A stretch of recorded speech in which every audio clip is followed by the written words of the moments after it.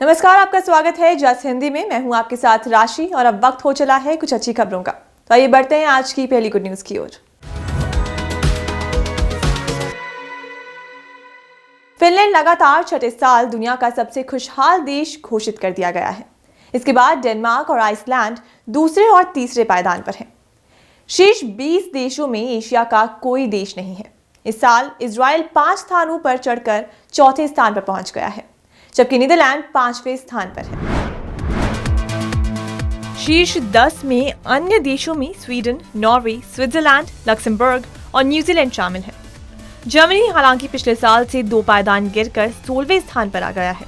America, Britain और France 15वें, 19वें और 21वें स्थान पर है। इस बीच सर्वेक्षण में अफगानिस्तान और लेबनान 2 नाखुश देश रहे। वर्ल्ड हैप्पीनेस रिपोर्ट सोमवार को जारी की गई। रिपोर्ट में उन कारकों की पहचान की जो जीवन के मूल्यांकन में योगदान करते हैं, जिसमें आय, स्वास्थ्य, किसी पर भरोसा, जीवन के प्रमुख निर्णय लेने की स्वतंत्रता, उदारता और भ्रष्टाचार की अनुपस्थिति शामिल है।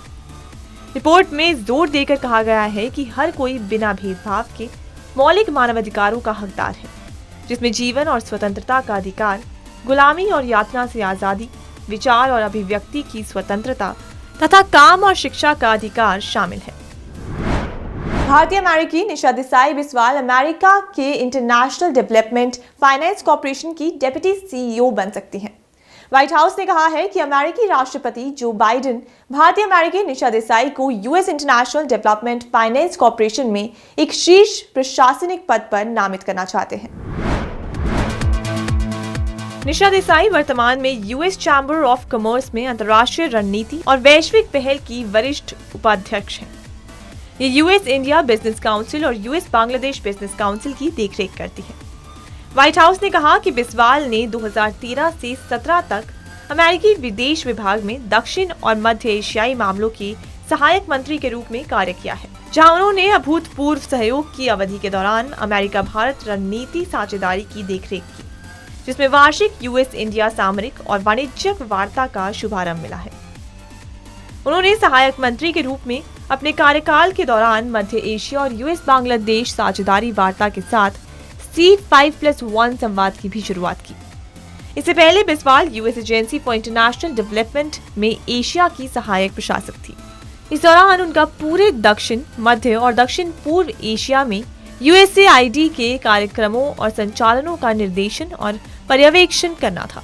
उन्होंने कैपिटल हिल में भी 1 दशक से ज्यादा समय बिताया है, जहां उन्होंने विनियोग के साथ साथ पेशेवर कर्मचारी के रूप में राज्य और विदेशी संचालन उप समिति के साथ साथ हाउस ऑफ रिप्रेजेंटेटिव में विदेश मामलों की समिति के स्टाफ निदेशक के रूप में भी काम किया है। बिस्वाल स्वैच्छिक विदेशी सहायता के लिए सलाहकार समिति के अध्यक्ष के रूप में कार्य कर रही हैं और नेशनल डेमोक्रेटिक इंस्टीट्यूट और US institute of peace international advisory council के बोर्ड में शामिल हैं।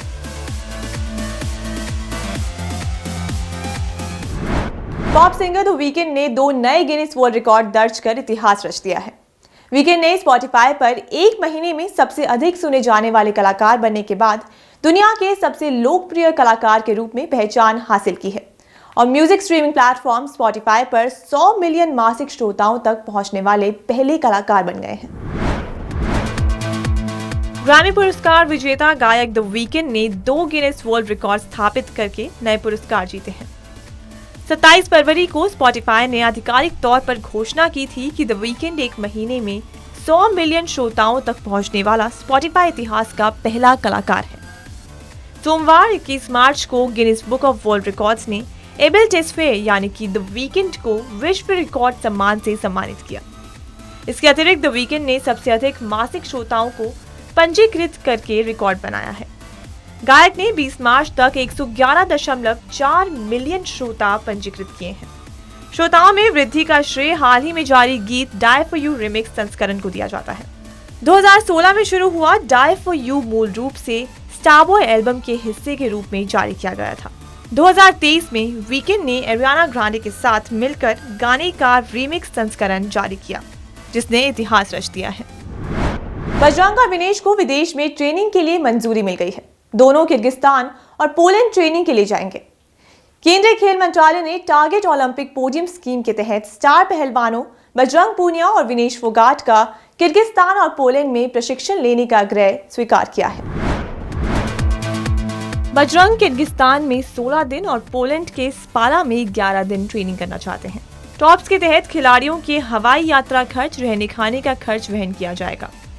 इसके अलावा विनेश की पार्टनर संगीता फोगाट, फिजियोथेरेपिस्ट अश्विनी जीवन पाटिल और बजरंग के कोच सुजीत मान का खर्च भी इसमें कवर होगा।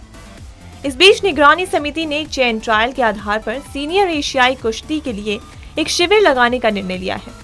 ये शिविर भारतीय खेल प्राधिकरण के सोनीपत क्षेत्रीय केंद्र में आयोजित किया जाएगा।